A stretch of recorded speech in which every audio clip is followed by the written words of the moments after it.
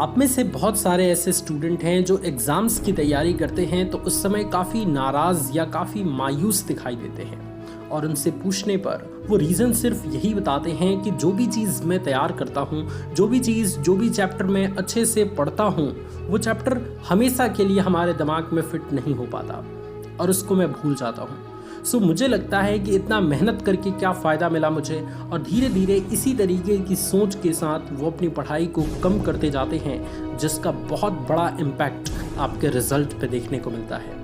आपने देखा होगा कि शुरुआत में स्टार्टिंग में बहुत सारे स्टूडेंट्स तो बहुत ब्रिलियंट होते हैं, लेकिन धीरे धीरे जाके उनकी परफॉर्मेंस खराब होने लगती है। ये इसी सोच का कारण है स्टूडेंट्स। सो आज इस वीडियो के माध्यम से इस प्रॉब्लम के पूरी तरीके से सोल्यूशन हम करने वाले हैं और आपको एक ऐसा कॉन्सेप्ट देने वाले हैं जिसका इस्तेमाल अगर आपने अपने एग्जाम की तैयारी करते समय किया तो आप किसी भी क्वेश्चंस को हमेशा के लिए तो नहीं लेकिन लंबे समय तक जरूर याद रख पाएंगे। सो आइए स्टूडेंट्स, अपनी इस वीडियो की शुरुआत करते हैं और एक एक करके सभी पॉइंट्स को डिस्कस करते हैं।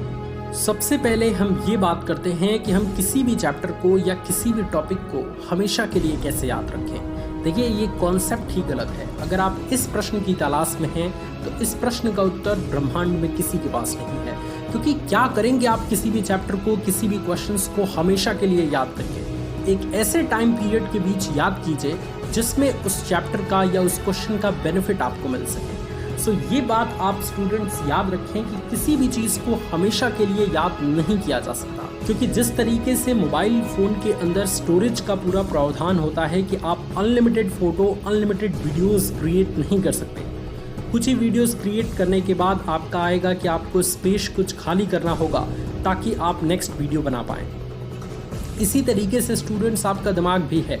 आप अगर सारी चीज़ों को हमेशा के लिए याद करने लगेंगे तो आपके दिमाग की जो स्टोरेज है पूरी की पूरी फुल हो जाएगी और उसके बाद कोई भी चीज़ आप याद नहीं कर पाएंगे। इसीलिए एक टाइम पीरियड के लिए किसी भी चीज़ को याद करना पड़ता है, ताकि उस समय के बाद अगर वो चीज़ भूल भी जाता है तो कोई दिक्कत वाली बात नहीं है और उस टाइम के बाद आप कोई नई चीज़ अपने दिमाग में फिट कर सकें। यही कॉन्सेप्ट आप अपने दिमाग में पालिए और ये समझिए कि किसी भी चीज़ को हम हमेशा के लिए याद नहीं कर सकते। किसी भी चीज़ को हम कुछ समय के लिए याद कर सकते हैं और उसको बार बार प्रैक्टिस करें तो उसी कुछ समय को लंबे समय तक लेके जा सकते हैं। अब किसी भी क्वेश्चंस को या किसी भी चैप्टर्स को आप लंबे समय तक याद रखना चाहते हैं तो आपको ये 3 चीज़ें आज से ही पढ़ाई करते समय इस्तेमाल करनी चाहिए, जिसमें सबसे पहली चीज़ कि उस टॉपिक को या उस चैप्टर को अच्छे तरीके से समझ लें। आप में से मैक्सिमम ऐसे स्टूडेंट हैं जिनको कोई भी चीज़ इसलिए याद नहीं होता क्योंकि वो उस टॉपिक को अच्छे से समझे नहीं होते, वो उस चैप्टर को अच्छे से समझे नहीं होते। जब तक आप किसी भी टॉपिक को या किसी भी चैप्टर को अच्छे से पूरे कॉन्सेप्ट के साथ समझ नहीं लेते, तब तक आप उस चैप्टर को या उस क्वेश्चन को अच्छे से याद नहीं कर सकते। अगर आपने किसी तरीके से रट भी लिया तो वो ज़्यादा लंबे समय तक टिकेगा नहीं, फिर आप उसे भूल जाएंगे। यह हो सकता है कि एग्ज़ाम में कॉपी लिखते समय वो क्वेश्चन आपको याद ही ना आए।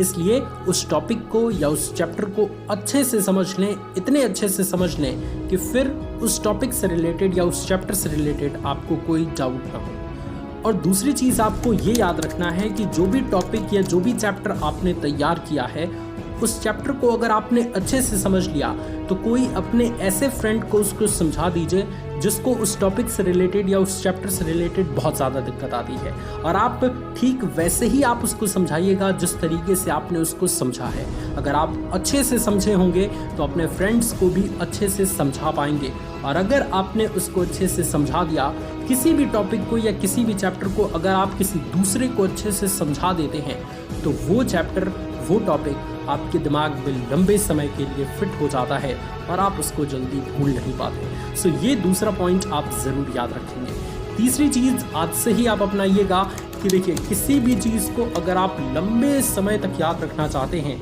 तो उसकी रिवीज़न बार बार आपको करनी होगी, क्योंकि जब तक रिवीज़न नहीं करेंगे तब तक वो चीज़ लंबे समय तक आपके साथ नहीं चलेगी। इसलिए जो भी चैप्टर है, जो भी क्वेश्चन है जिसकी आप तैयारी करते जा रहे हैं, जैसे मान लीजिए फर्स्ट चैप्टर आपने तैयार कर लिया और सेकंड चैप्टर की पढ़ाई कर रहे हैं, तो अब फर्स्ट चैप्टर को छोड़िए मत। संडे आ रहा है तो संडे के दिन प्रॉपर थोड़ा सा समय देके, 1 घंटे का समय देके पूरा का पूरा उसको रिवाइज कर लीजिए, ताकि फिर अगले संडे तक वो पूरा टॉपिक या वो पूरा चैप्टर आपके दिमाग में वैसे ही फिट रहे। इस तरीके से ये टेक्निक अपना के आप किसी भी चीज़ को लंबे समय तक याद रख सकते हैं। मुझे उम्मीद है स्टूडेंट्स कि आपको ये वीडियो बहुत पसंद आया होगा। अगर आपको ये वीडियो पसंद आया तो इस वीडियो को लाइक करिए, अपने दोस्तों के साथ शेयर करिए। और हाँ, अगर आप चाहते हैं कि आपके मोटिवेशन की राह में, आपके एग्ज़ाम की तैयारी की राह में आपका सबसे बड़ा दोस्त, आपका सबसे बड़ा साथी मोटिवेशन वाला भैया हो, तो चैनल को सब्सक्राइब करके हमें सपोर्ट ज़रूर करिए। Thank you so much students for watching this video. God bless you all, love you all students, take care.